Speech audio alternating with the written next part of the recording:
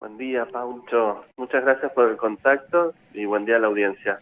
Es lo que nunca tenemos que dejar, lo que no nos tenemos que olvidar, ¿no?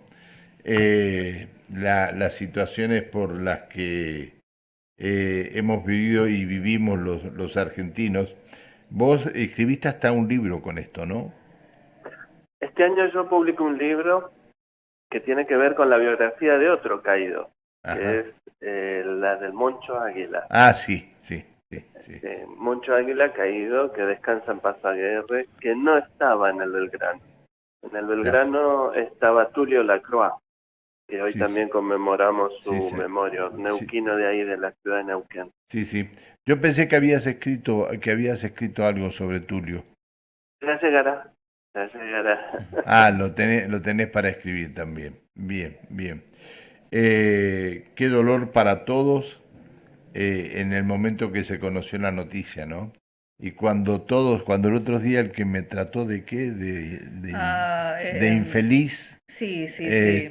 negaba que hubiera sido eh, que se guardara información, pero se fue guardando información hasta que ya, Nicolás Casanseu fue. bueno, está bien, me trató de él fue el que me trató de infeliz, ¿no? Sí, sí, Sí, sí, con él sí. hablamos. Bien. Sí, sí. Este, cuando la gesta de Malvinas, pero eh, no se fue conociendo todo en el momento, y sino que se fue conociendo de a poco lo que allí pasaba.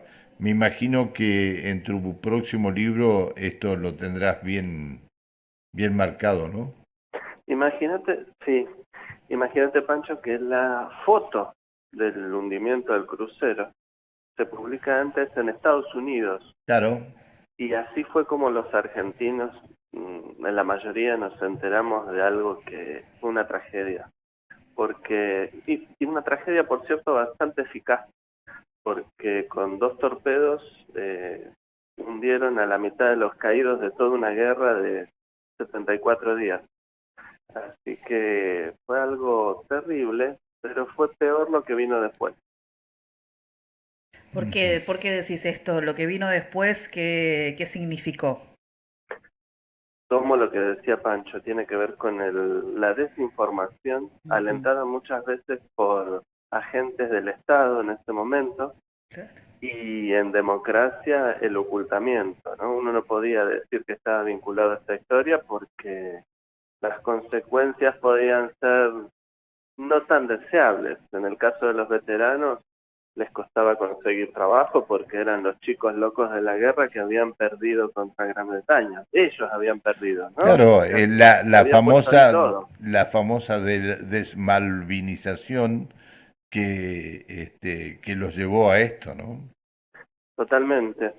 Y en el Eran caso de, escondidos, los tenían en los hospitales para que en no el, los viera nadie, sí en señor. el caso de los familiares, imagínate, porque en realidad hubo reconocimientos, medallas, un montón de cosas simbólicas, pero que quedaban en la efeméride y después el destrato. Entonces es todavía peor, ¿no? Más esquizofrénico todavía la cosa. Sí, sí. Habían perdido la guerra y los culpables eran ellos, y los culpables no eran los que los mandaron a los chiquitos de 18 años sin ningún tipo de experiencia a, a una guerra bueno, que fue un tema político más que un tema de intentar recuperar, ¿no? Sí, efectivamente, eso es lo que se quiso hacer creer y ese relato, bueno, niega toda posibilidad de hablar del tema, no pone en valor lo que se hizo porque los argentinos combatieron como pudieron, incluso más que lo que podían hacer, porque en la guerra se va a combatir, o sea, es una cosa que es cruel, es muy dura, no es deseable, yo conozco el precio que se paga, pero encima después de haber pasado todo lo que pasaron, que te digan que no vale la pena lo que hiciste es durísimo, es muy Claro. duro. Y bueno, ahí está la posguerra y sus trastornos y sus consecuencias. Claro, vos sabés que teníamos la posibilidad de hablar con efectivos que participaron o que estaban en ese momento en tierra y todo lo demás, pero preferimos hablar con el hijo de un caído porque él nos iba a señalar mucho mejor, en el caso tuyo, el sentimiento de la familia, ¿no? Sí. Gracias. Sí, la verdad que sí.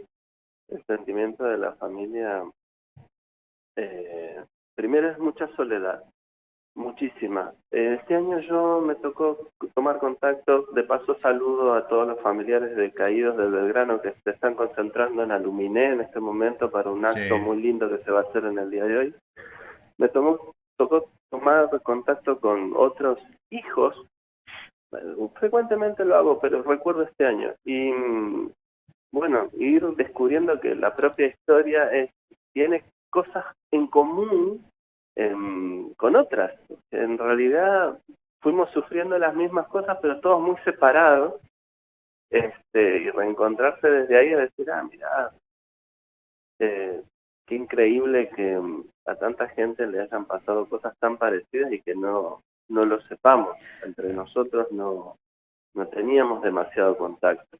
Mario, ¿y cuáles son esas cosas que los hermanan, esos sentimientos que vos sentís como patrimonio común?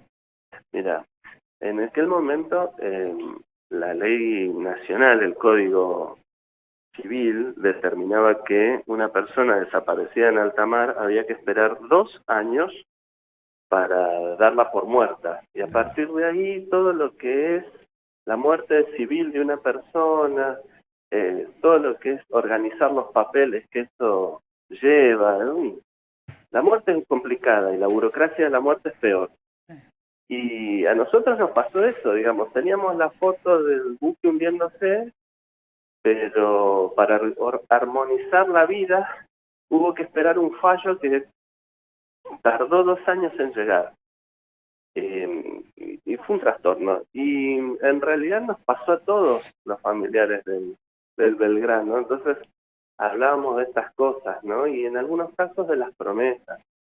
En mi familia hubo gente que se acercó desde las fuerzas a decir que los marinos del Belgrano estaban protegidos por barcos rusos que los habían rescatado, que en un contexto de Guerra Fría no se podía decir dónde estaban, pero que nos quedemos tranquilos que iban a volver. Nunca Dios. volvieron. No, además, ese 300, engaño, Dios claro. mío. En esta guerra más muertos en el Belgrano que prácticamente, si querés decirlo, que los que murieron en tierra de Malvinas, ¿no? Ujú. Totalmente, sí. Siempre digo que es la mitad de los caídos el mismo día, a la misma hora, en el mismo lugar. Una guerra de 74 días que en una tarde se lleva la mitad de todos los caídos. Mario, Claro. ¿cuántos años Argentina. tenés ahora? 43 y voy a cumplir 44 el 13 de mayo. Y tu papá falleció a los 33, ¿no? También debe ser, abrazás a ese joven, ¿no? Porque debe ser fuerte. Es muy fuerte, te cuento una anécdota cortita. Cuando mi mamá me dio, mi mamá conservó, no obedeció a la ley y conservó un documento de mi padre. Cuando alguien fallece hay que devolverle todo al Estado. Digamos. Ya debe haber prescripto esto, así que bueno, lo conservo. Y cuando me vi en esa foto, justamente me pasó eso, me vi en esa foto. Fue una impresión muy grande. Yo era muy joven y me robaron la sorpresa de cómo iba a envejecer, porque resulta que estoy envejeciendo muy parecido. Ya lo superé en edad, eso es algo raro. Pero es raro que te muestren una foto y que digas, no, yo voy a terminar Claro. pareciéndome porque somos muy, muy Sí, parecidos. sí. Entonces es como es raro y en este momento no me gustó nada, pero bueno, es lo que es. Está bien. Sí. Bueno, Mario, te mando un fuerte abrazo.